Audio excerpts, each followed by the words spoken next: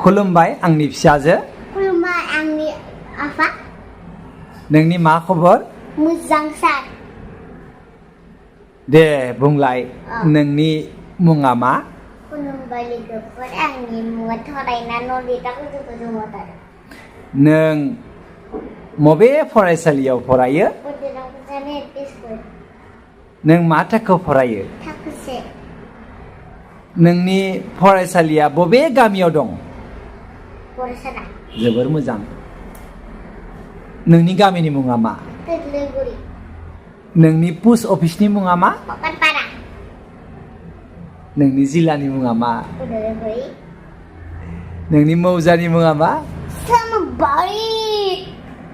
नोंनि सार्कोल अफिसा बबेयाव दं कलायगाव नोंनि साब डिभिजननि मुङा मा हेरगाव जोबोर मोजां